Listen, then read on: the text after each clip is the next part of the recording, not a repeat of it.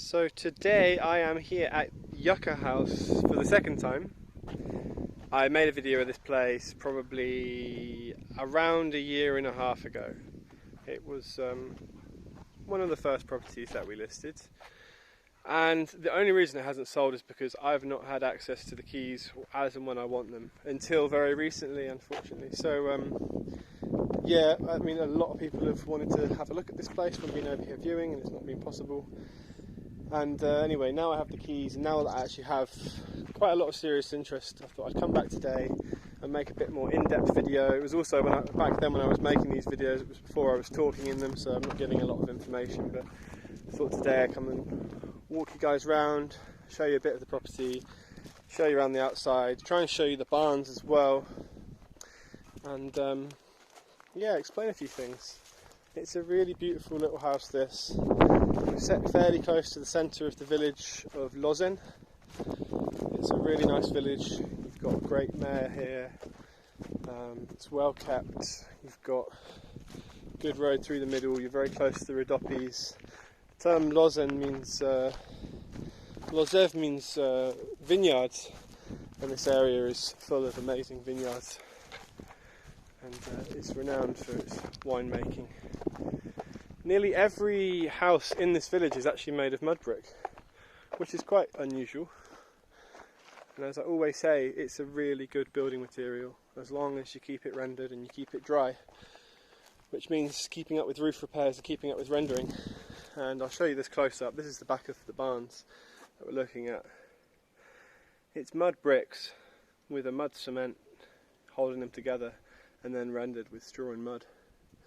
And it's fine, but you see that the render is now coming off, and the more years that you leave this exposed like this, the more water gets in it, the more it softens up, and that's when you get problems. And what they normally do here is they will nail chicken wire to this mud brick, and they use metal beer caps as like a washer to hold the nails in place, hold the wire in place, and hammer lots of different things into it, and then they'll skim over that now with a lime and cement and sand mix, and that holds it much more strong, and that just protects it, and it also allows it to breathe. If you do that, you're going to be good for a long time. Just got to keep up with that kind of stuff, as with any house. The roofs are in pretty good shape. They need a bit of work, and there is a little bit of water getting through in a couple of places, but it's very minor. I think most of the roofs on this property are all salvageable. You might just have to replace a couple of timbers here or there, a few broken tiles, re-cement all the ridges. You might see that it's built on a granite foundation as well, as they always are, to stop any rising damp. So let me just make that out there.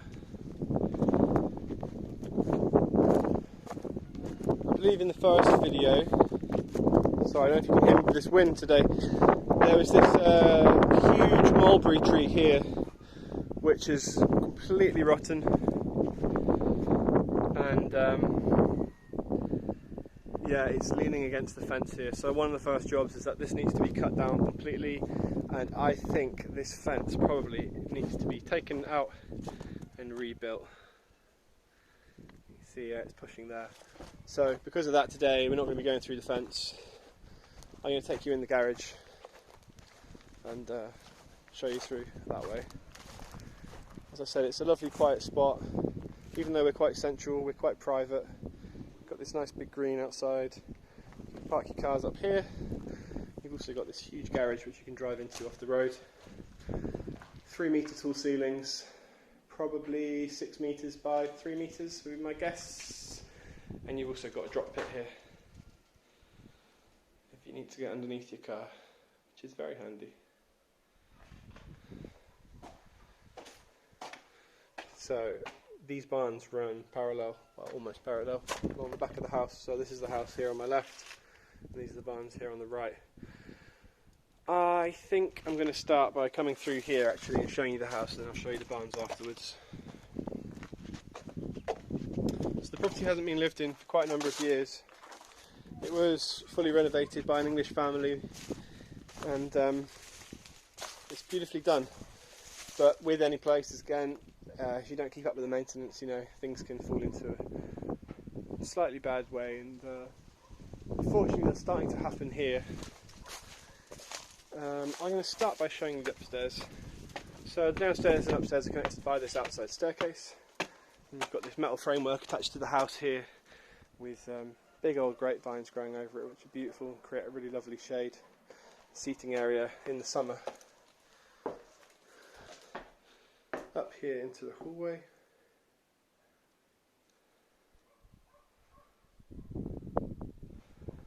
And off of that you have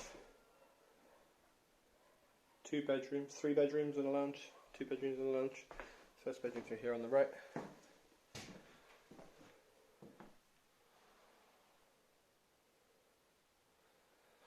One thing that's really lovely about this house is how they've kept a lot of the original features, like these beautiful wooden floorboards, all the original wooden doors, all the original wooden windows, and much of the original furniture. I mean, this pine bed here is new, but this cupboard is an old traditional Bulgarian one, and this blanket box here is a really old Bulgarian blanket box. Beautiful.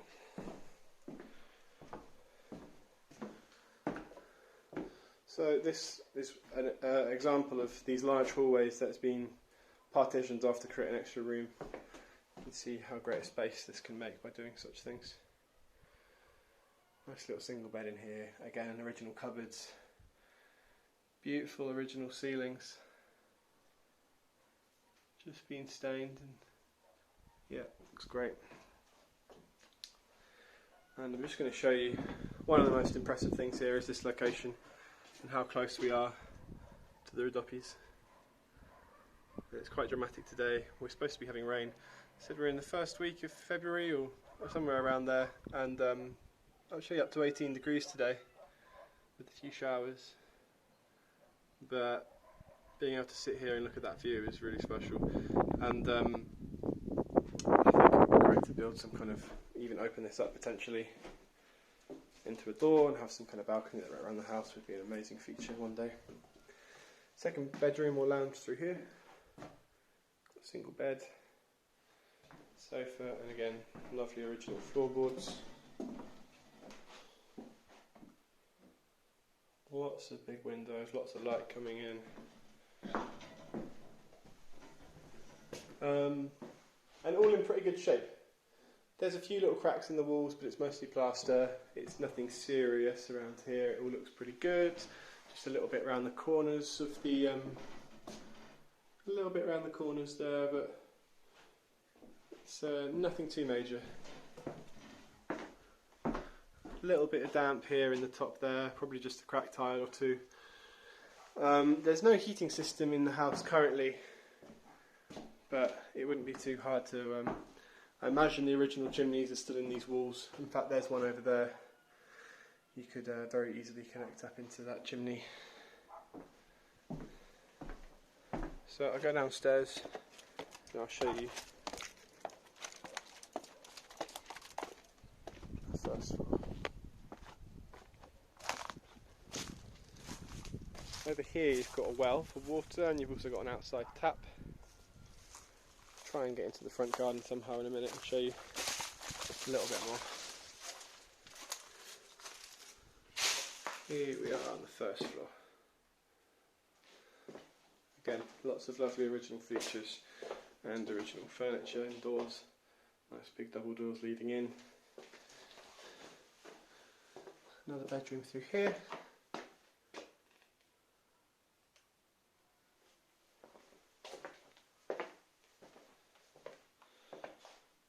Got laminate flooring throughout the whole of the downstairs. Just in the bathroom is tiled. Unfortunately the electricity's off, so you're not going to see it that well. But you've got sink here, shower in the corner, toilet, and then hot water boiler there.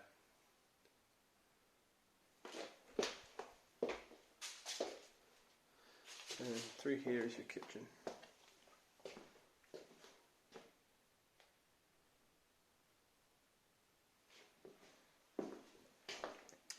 I imagine it was just a a worktop cooker here, just a couple of gas hobs. So you might want to put a cooker in. You've got a fridge there, sink there. Again, lovely original cupboards. Lots of big windows. Should have drawn the curtains before I started. One of the problems that you notice first with the downstairs is this rising damp on some of the walls here, and this is a prime example, and this has got worse, I'm sure, since the first video we made. As you can see, this plaster here has got really damp and it's starting to go a little bit mouldy. You've got the same problem here in the hallways. You can see patches on the walls there, patches here, and also down here where it's starting to come off the walls, unfortunately. So a lot of this plaster is going to have to be chipped off. It's going to have to be redone, and potentially damp proofing under the floor. I've even noticed that some of this furniture here, where it's close up against the wall, is starting to get a bit damp and mouldy. It's all savable, but the downstairs does need a little bit of work. Now, the sellers said they never had a problem with it while they were living here, and I can imagine that if you were to put some wood burners in place, you've probably got, I wouldn't be surprised if it's behind this clock. I'm just going to have a look. No. Okay, over here, I'm just looking for chimneys just above the wardrobe there. You've got access into a chimney, and I imagine on this side of the house maybe the same. Not sure, that has to be looked into. But with some heating in place, living down here, you know, this place has been empty for so long, there's not been any warmth here, it's been dark, and things are just starting to get cold and damp and mouldy. What's amazing is that you've got laminate throughout the whole of the downstairs, and it's not like the laminates, if the laminate had got wet, it would have all been warping, coming up. I've seen that time over in the middle of a room here where they haven't made proper damp proofing. You know, it all expands, you get big gaps between it, it all starts springing up. The laminate's all in really good condition.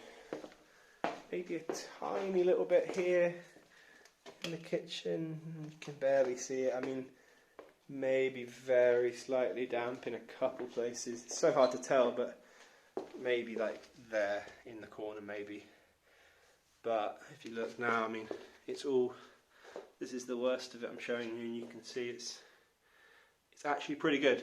So I don't think you need damp proofing under the floors. I think you could probably get away with drying this place out thoroughly. And the next thing is to sort out the situation with the guttering, which I'll show you now. For instance, you've got metal guttering, but it's just running straight down here into the foundations. And that's going to be causing some of this damp problem here. Want to put some drainage around the house, or just the guttering running away. Some people just dig out around the house. Look again here, see you've just got the guttering running straight down onto the bottom of the property. So if you sort out these few minor things, I think that might be enough to solve the problems. The garden's great, you've got this lovely wall all the way around it. There's some interesting trees. I'm trying to work out what this is. I think this is persimmon, Sharon fruit. 100% on that, but I think that's a persimmon. We've got cherry tree here. I'm not too sure what this one is. It looks like an apple. Can't be certain.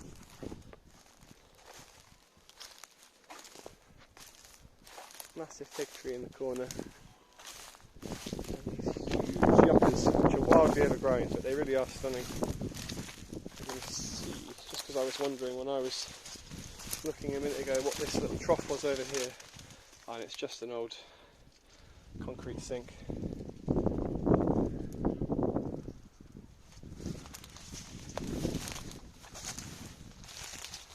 Right, so I'll try and show you in the barn. This video's already ended up being quite a long one, especially for such a small house. If you look there, you can see the roof's all fairly good. The render's all fairly good. You're going to need to do a little bit of work to the existing render. You're going to want to render the buildings that aren't rendered. You're going to want to sort out a bit of guttering. You're going to want to just check out the roofs and make sure they're all okay. A little bit of plaster to redo, but it's nothing too serious. Again, same as the back wall I showed you at the beginning with the barns. Same thing on the side and the back of the house. Mud bricks rendered with mud. just needs properly rendering. Same with these barns. Eventually, it'd be great to do them all the same. First one through here actually had a little bit of work done. The floor's been tiled. Amazing wood burner there. Beautiful big fireplace. But again, it needed some work. Try and go through without getting covered in cobwebs. And then out to here, which was a bathroom at some point. Got a shower in place there, and hot water boiler there.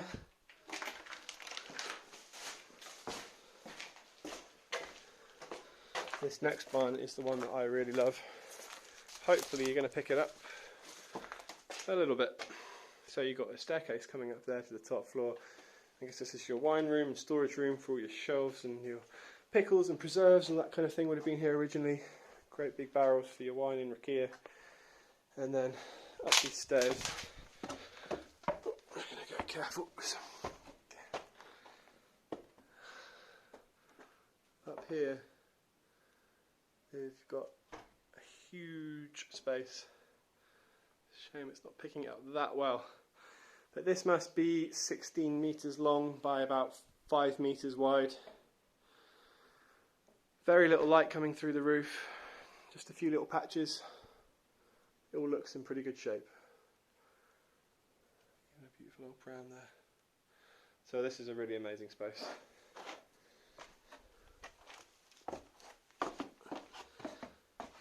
And that's not it.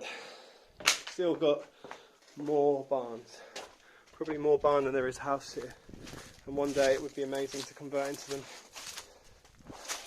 I'd be quite happy living in the barns and taking down the house. Outside toilet here. It's all a little bit overgrown right now with fig trees and brambles. But once you clear all that, it's a good space again. Another huge long barn running along the back of the property. And you've got some double doors here, or you could drive in off the road. Log storage space in here. Can you see that? I'm not too sure if you can. Old feeding trough there. There's some logs there for burning. Lots of hay. So the outside toilet's probably just some kind of long drop. I'm not too sure about the septic system that you've got here. There's this here, which could be something to do with the septic tank. Again, I'll just show you the back of the wall here. This is one of the more serious points. I can show you where you're missing some tiles have probably blown off the roof up there. There we go. And that has just been coming through and it's starting to damage the house up there. The mud bricks are eroding. They can erode pretty fast, so sorting out that little patch of roof and probably filling that with some sort of cement or fill. I don't know how you're going to do that exactly, but that might be one of the first jobs as well.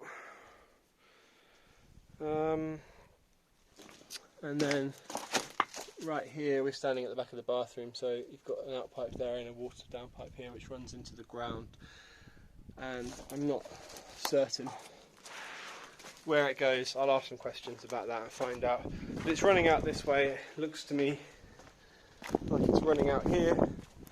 I wonder if there is some kind of sewage, or there's maybe a tank where I'm standing now. It must be running out this way somewhere. I'll ask some questions about that. But anyway, I think that's pretty much all I've got to show you. That's Yucca House. It's on the market for 25,000 lev. And at that price. And now that we have the keys and some good documentation, I don't expect it to be for sale for very long at all. If you've got any questions, leave us a comment down below. Please get in touch via Facebook or via our website. Drop us an email, give us a call. Thank you so much for watching, we really appreciate it, and as always we'll see you in the next one.